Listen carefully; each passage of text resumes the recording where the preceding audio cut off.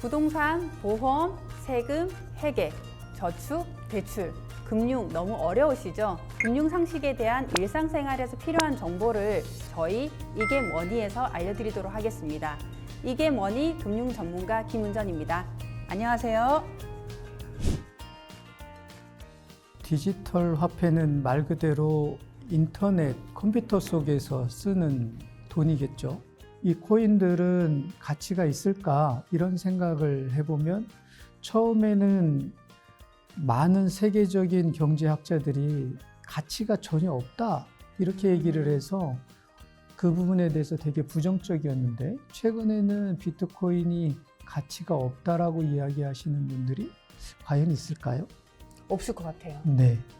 코인의 가격이 올라가고 내려가고는 사회적인 원리와 동일하다고 생각이 들어요. 첫 번째는 사람들이 관심이 많으면 높아지겠죠. 세상을 움직이는 중요한 뉴스거리, 그리고 마지막 세 번째는 시장의 원리에 따라서 공급이 있느냐 수요가 있느냐에 따라서 당연히 가격이 오르락내리락 하는 것 같습니다. 그래서 많은 분들이 이 변동성 때문에 걱정하는 부분이 현재 비트코인이 가지고 있는 약간의 저평가, 믿을 수 없는 이런 부분이라는 것은 인정해야 하는 것은 사실입니다. 그리고 교수님, 암호화폐 거래소라는 게 있는데 제가 그냥 느꼈을 때는 증권 우리 이렇게 거래하는 그런 사이트 이런 것처럼 생각을 하면 될까요? 쉽게 이해하시는 것은 코인 거래소겠죠. 네. 그래서 코인을 조금 전문적으로 암호화폐라는 표현을 쓰기도 하는데 이 암호화폐, 즉 우리가 좀 쉽게 얘기하면 코인을 우리나라에서도 실제로 거래하는 거래소들이 있죠. 네, 주식을 거래하는 것과 동일한 방식으로. 그런데 거래소에서는 중앙 처리 거래소가 있고 또 탈중앙화 거래소가 있는데 중앙 처리 거래소는 한 개의 기업이 또는 은행처럼 여러 가지 매수 주문과 매도 주문을 매칭시켜서 거기에 따라서 거래를 인정해주고 수수료를 받아가는 방식이 중앙 처리 거래소라고 할 수 있고요. 탈중앙화 거래소는 이렇게 누군가가 중간에서 거래를 중개하는 이런 기능이 없이 당사자들끼리 비트코인을 주는, 오히려 상황에 따라서는 탈중앙화 거래소가 본인들의 합의만 정확하게 되면 더 안전하다라고 평가하는 분들도 있습니다. 그럼 교수님하고 저하고 다이렉트로 할 수 있다라는 거네요? 그렇죠. 제가 이제 교수님한테 비트코인 1억짜리 하나를 딱 줬어. 도망가면 어떡해요? 그러니까 그 탈중앙화 거래소에서는 이제 스마트 컨트랙트 기능이라는 것이 있습니다. 예를 들어서 우리 대표님께서 저한테 1억을 바로 주는 것이 아니라 가상 공간에 1억이라고 하는 비트코인을 기탁하는 거죠. 가상 공간에. 그러면 여기에 그만큼의 현금을 저도 기탁하는 거예요. 그러면 컴퓨터에서 이 서로 조건이 맞아지면 자동으로 실행이 되는데 비트코인은 저에게, 현금은 대표님한테 가는 방식. 그것을 스마트 컨트랙트라는 기능이 블록체인에 있습니다. 양쪽에서 이렇게 딱 받아서 딱 금액이 떨어지면 이렇게 교환이 되구나. 그죠? 네. 그게 조건부 거래가 자동화 시킬 수 있다라고 하는 기능으로. 그러면 굳이 거래소를 이용하지 않아도 되겠네. 서로 믿을 수 있는 관계라고 하면. 그죠? 그렇죠. 네. 가끔 비트코인 거래소가 해킹을 당했다는 소식을 조금 많이 듣는 편이거든요. 실제로 이게 좀 자주 빈번하게 일어나나요? 안정성을 아까 전에 이야기를 하셨잖아요. 근데 지금 해킹을 당했다라는 이야기도 나온다라고 하면은 안정성이라고 할 수 없을 것 같은데요? 해킹은 안 당할 수 없을 거라는 생각이 드는데요. 지금 블록체인을 개발하고 운영하는 그 최첨단의 개발자들도 이것도 당분간이다라는 이야기들을 합니다. 이유는요? 최근에 양자 컴퓨터라고 하는 것이 개발됐고 이미 실용화 단계에 이르렀다는 이야기들을 하고 있는데 양자 컴퓨터라고 하는 것은 빛의 속도로 계산을 하는 것이 양자 컴퓨터라고 상식적으로 알려지고 있습니다. 앞서서 GPU나 CPU가 계산을 해서 그 암호를 푸는 방식, 그걸 통해서 검증을 한다는 말씀을 드렸는데요. 네. 어떻게 보면 지금의 계산 능력의 10,000배 이상 또는 2, 3만 배 이상의 계산 능력이라고 하는데, 만배요. 그러면 이 양자 컴퓨터 기술이 보편화되면 현재의 이 암호화하고 있는 이 것들을 우리가 현재로는 뭐 100년 걸쳐서 이것을 풀 수 있는 현재 계산 속도라면 양자 컴퓨터 기술이 실용화되면 1, 2분 만에 그것이 풀어진다는 거죠. 100년이 걸릴 계산법이요? 네. 1, 2분이요? 네.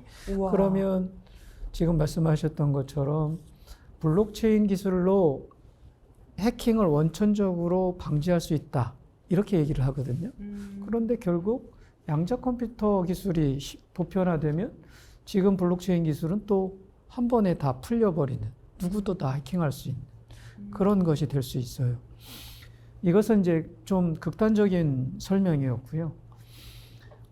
이만큼 해킹에 완벽하게 보장을 받는 것은 없지 않을까, 이런 측면에서는 이 가상 공간에서 이루어지는 거래는 어느 정도 위험성은 다 있지만, 그래도 제도적으로 또는 투자자들을 위한 안전장치는 우리가 다 인정할 만큼은 다 하고 있기 때문에 크게 걱정할 것은 아니라고 봅니다. 교수님이 보기에는 비트코인 이 가상화폐가 지금 현재의 화폐를 대처해서 안전하게 자리를 잡을 것 같다라는 가능성을 얼마만큼 보고 계신가요? 앞서서 함께 얘기했던 조개 껍데기를 예. 중국집에서 자장면을 먹고 나오면서 조개 껍데기를 한 자루 주고 나오면 어떻게 될까요? 아마 뒤통수가 많이 따갑거나 아니면 중국집을 나설 수 없을 거라고 생각됩니다. 아마 미래 어디 시점에서는 아마 비트코인이나 우리가 세상에서 지금 얻을 수 있는 이 코인을 소유하고 있지 않는다면 생활이 불가능하지 않을까, 이런 생각도 듭니다. 제가 지금 교수님 말씀하신 게 정확하게 이해가 되는 게, 몇 달 전에 그 중국 베이징을 출장을 갔다 왔어요. 현금을 안 쓰는 거예요. 저희가 해외 갈 때는 은행 가서 환전을 해서 지폐든 동전이든 바꿔서 가잖아요. 중국을 처음 방문했기 때문에 현금을 찾아갔는데 현금을 안 받는 거예요. 중국에서. 나 현금밖에 없다. 현금을 받아달라. 안 받는데요. 페이로 전부 다 결제를 하는 거예요. 그래서 이제 물어보니까 뭐 이런 표현이 적절할지는 모르겠지만 중국은 중국의 거지도 페이를 사용한다.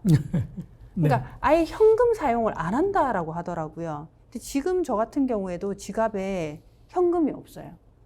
전부 다 뭐 이체를 하거나 페이 결제를 하거나 아니면은 뭐 신용카드 결제를 하다 보니까 이게 가능하겠구나. 저는 이렇게 조금 생각을 하는 편이거든요. 네, 적절한 예를 하신 것 같고요. 네. 아마 지금 화폐가 비트코인으로 대체될까? 이런 질문들을 던지시는 분들은 아마 인터넷상에서 그다지 무엇인가를 거래하거나 크게 요구하지 못하시는 분들일 가능성이 많습니다. 특히 요즘에 매장에서 키오스크로 모든 걸 주문하고 맞아요. 결제를 하는데, 그것을 어려워하시는 분들은 대부분 현금을 더 선호하실 거예요. 맞아요. 그런데 최근에 MZ세대들은 말씀하신 것처럼 지갑이나 우리 주머니에 현금들이 없을 겁니다. 나 MZ 아닌데.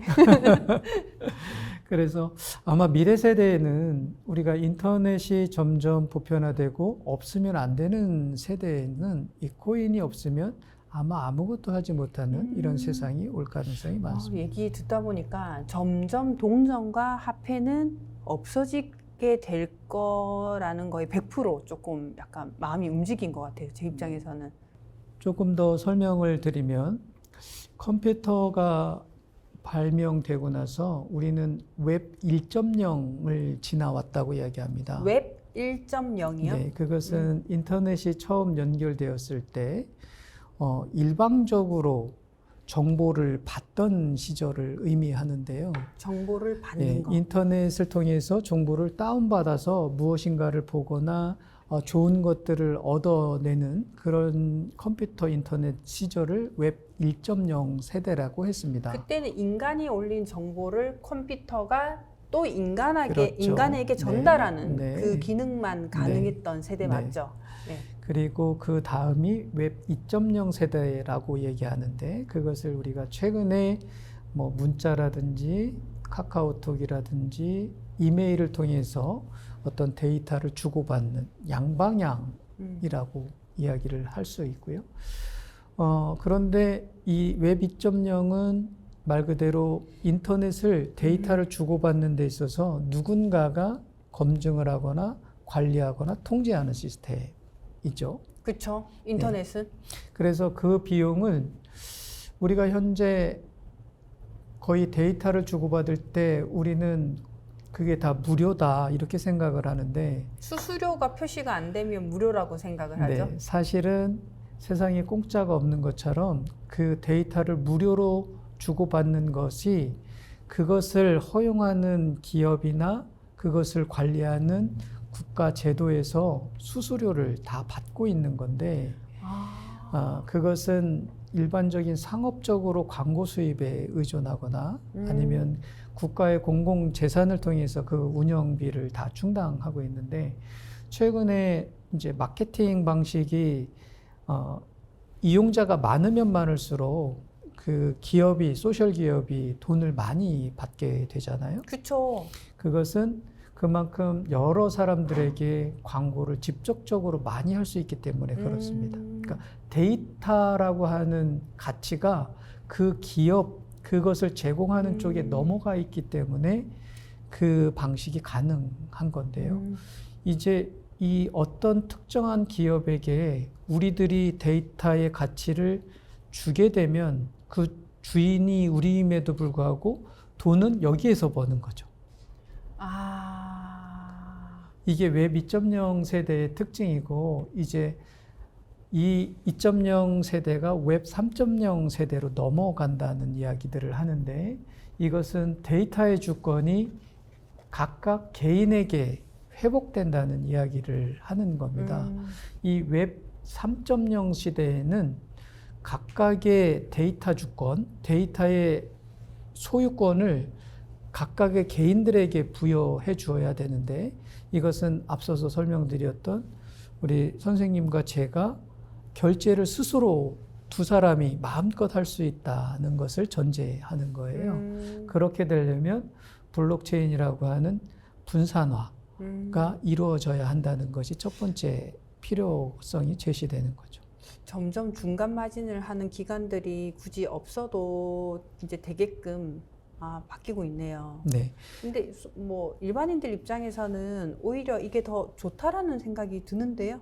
조금만 제대로 안다라고 그렇죠. 하면은. 네. 그렇죠. 그래서 이제 웹 3.0 세대가 진행된다라는 얘기들을 하는 것 중에 가장 결정적인 증거가 블록체인을 기반한 코인들이 거래되고 있고 이 코인들로 결제들을 지금 해 가기 시작했다는 사실입니다. 그래서 앞서서 질문하셨던 이런 코인들이 화폐처럼 기능할 수 있을까라고 질문을 한다면 네. 지금은 우리는 웹 2.0이 익숙해져 있기 때문에 잘 체감을 못 하시겠지만 이제 웹 3.0 세대가 도래하게 되면 될 것 같아요. 이것은 정말로 없어서는 안 되는 세상이 이제 우리는 알게 될 겁니다. 그 시청자님들도 보시면 페이 결제는 누구나 다 한번 해봤을 것 같은데요. 네. 저 코인 결제는 아직 안 해봤거든요. 네. 교수님 코인 결제 해보셨어요? 네, 저는 뭐 해봤죠. 뭐 사셨어요? 뭐 코인으로는 비밀로. 아니 뭐 코인으로는 지금 특별하게 당사자 간의 거래나 뭐 이런 것들을 하는 거기 때문에 네. 충분히 개인적으로 보장이 되는 거잖아요. 그쵸. 네. 네. 그러면 이제 코인 강풍이 조금 많이 지금 일어나고 있다 보니까 뭐 혹시 교수님 영끌이라는 단어 아세요? 네. 비투 아세요? 정말 이런 것까지 해서 지금 다 몰빵을 해야 되나? 이러신 분들 있으시거든요. 사실은 저도 오늘 교수님 모시면서 아파트 담보대출을 내서 있는 거 없는 거 다 해서 해야 되나 네. 이런 생각도 드는데 어때요? 교수님 볼 때는? 영끌 정말 가진 거 다 모아서 투자한다는 거잖아요. 네네. 더 나가서 B2는 빚을 내서 이자율보다 그 투자한 것이 상승률이 더 높으니까 이거 해볼 만하다. 예측을 하는 거죠. 네. 이래서 투자를 하려고 하는 마음들인데, 어느 시대나 또는 뭐 이 코인뿐만 아니라 오랫동안 주식시장에서도 네. 전통적으로 지켜져야 하는 원칙들이 자신이 감당할 수 있는 것만큼 해야 된다. 불확실성 하니까 네, 감당이 네. 되는 만큼만. 아. 그래서 투자라고 하는 것은 조금 더 다른 자산보다 그 수익을 잘 내려고 하는 거잖아요. 네, 목적이. 잘 잃어버리려고 하는 건 아니고. 아무도 잃고 싶어서 투자하시는 분들은 없죠. 그런 목적이라면 잘 보전하고 나서 수익을 붙일 것을 생각해야 하는 것이 맞다라고. 안전하게 지킬 수 있는 만큼은 단단하게 지켜놓고 그 외의 돈으로 하는 게 조금 괜찮다. 그렇죠. 음. 그래서 모든 투자의 가장 임무는 첫 번째는 소량으로, 소량으로. 예. 예. 그리고 자신이 감당할 만큼, 감당할 만큼. 그리고 그 투자금이 결정권이 자신에게 있는 것은 투자이고요. 네. 그 투자했던 돈이 자신에게 결정권이 없으면 투기가 되는 겁니다. 혹시 이게 방송이다 보니까 뭐 거래소 이름이나 이런 거는 말씀해 주시기가 힘든가요? 아니 뭐 이거는 공개적으로 우리나라에서는 사회적 안에 들어와 있는 4대 메인 거래소들이 있잖아요. 네, 네. 뭐 업비트라든지 네. 빗썸, 코빗, 코인원 이런 4가지 정도가 메이저. 해외 거래소. 뭐 해외 거래소라고 하면 뭐 중국의 바이낸스라든지 미국에 있는 또 뭐 여러 가지 것들이 저 있지만 바이낸스 들었어요. 아 그러세요? 네. 네. 세계 최대 거래소라고 하면 바이낸스를 지금 네. 많이 사용하고 있는데 뭐 중국에서 컨트롤하고 있다는 것 때문에 좀 꺼려하고도 있는데요. 네. 그것도 또 그렇게 생각할 것은 또 아니라는 생각이 들기도 하는데 하나 또 질문해도 될까요? 네. 지금 이 방송을 보시는 분들 중에 뭐 실질적으로 하고 있는 분들도 있지만 하지 않으신 분들도 있고 돈이 많으신 분들도 있지만 월급을 뭐 한 100만 원, 200만 원, 300만 원 월급에 따라 다 다르잖아요. 그럼 대부분의 사람들은 뭐 은행에 저축이나 기껏 해봐야 뭐 주식 조금 이렇게 할 건데 저는 개인적으로 은행에 적금을 넣는 거에 대해서는 이제 화폐 가치를 못 따라간다라고 생각을 하기 때문에 좀 반대를 하는 편이고 주식이나 안전하게 원금을 보호하면서 리스크를 줄이면서 조금 수익을 많이 낼 수 있는 곳으로 투자를 해라 이렇게 하는데 교수님 생각에는 지금 만약에 월급쟁이들이 이 방송을 보고 있다면 주식과 코인의 비중을 늘려서 조금 분산해서 가져가는 거에 대해서는 어떻게 생각하세요? 저는 이제 주식 부분에 대해서는 뭐 잘 모른다라고 표현해도 되는데 네네. 비중을 조금 배분한다. 어떻게 하면 좋을까? 이에 대해서 질문을 하신다면 저는 그 본인의 투자 기간을 어떻게 설정하느냐에 따라서 그 기간. 배율을 네. 좀 조정해 보시면 좋겠다. 이런 생각이 듭니다. 한 1년 아니면 3년 내지는 10년이라면 그 비율이 조금씩 달라질 거라고 보는데 뭐 1년이라면 저는 한 60대 40 60이 코인. 주식 아, 주식. 네. 네. 그리고 40이 한 코인으로 코인. 네. 생각을 하고 싶고요. 한 3년으로 본다면 한 50대 50. 50대 50, 코인 50. 네, 그러면 네. 내가 만약 월급을 200만 원 받는데 나는 100만 원 정도는 미래 가치에 투자해서 목돈을 마련하고 싶어. 그러면 50은 주식, 50은 코인에 해도 된다. 네. 그리고 10년을 보신다면 저는 코인이라고 말하고 싶습니다. 100%. 네. 제가 말씀드렸던 2012년부터 코인을 알았고 실제로 2014년도부터 여러 기관들 또는 시설들에서 교육을 하러 다녔습니다. 얘기 들었어요. 예, 그때마다 저는 폭락을 했을 때도 또는 상승을 했을 때도 계속해서 비트코인을 사라고 말씀을 드렸죠. 많은 분들에게. 그때는 코인이 10,000원 단위에서 많이 돼봐야 100만 원 단위였습니다. 그때 알았어야 네. 됐는데, 그죠? 14년도였죠. 지금 24년도입니다. 지금 10년이죠. 네. 그때 100%라고 제가 말을 하지 못했던 게 조금 후회가 맞아요. 되는데요. 앞서서 얘기했던 월급을 받는 분들 조금 안정적인 수익을 바라신다면 거래를 통해서 수익을 받는 것을 생각하지 않으셔도 되는데요. 네. 코인은 채굴이라고 하는 것이 작업 증명 방식과 지분 증명 방식이라는 것으로 조금 더 구분해질 수 있는데 또 어렵네요. 지분 증명 방식은 코인을 보유한 사람의 것을 다른 사람이 활용하면서 그것에 대한 임대 수수료를 주는 방식입니다. 임대 수수료를 주는 방식. 예, 그것을 이제 스테이킹이라는 말로 조금 표현해 볼 수 있는데 선생님께서 가지고 있는 코인을 제가 빌려 쓰면서 선생님한테 그 임대 수수료를 주는 것이죠. 이런 코인들을 업비트가 지정한 곳에 스테이킹을 해 놓으면 일정 수수료, 많게는 18% 정도에서 조금 적게는 2% 정도까지 수수료를 해당 코인으로 지급을 합니다. 이렇게 믿을 수 있는 거래소가 스테이킹을 허용한다는 것은 말씀드렸던 것처럼 이 코인을 활용하는 누군가에게 빌려준다는 거고 그쵸. 이 활용하는 누군가가 있다는 것은 세상에 쓰여지고 있다는 거예요. 맞아요, 맞아요. 그래서 앞서서 코인들이 정말로 화폐의 기능을 하는가에 대한 결정적인 증거라고 할 수 있는데 이렇게 스테이킹이라고 하는 것을 활용한다면 코인에 대한 안정적인 투자 방법으로 적극 추천할 수 있습니다.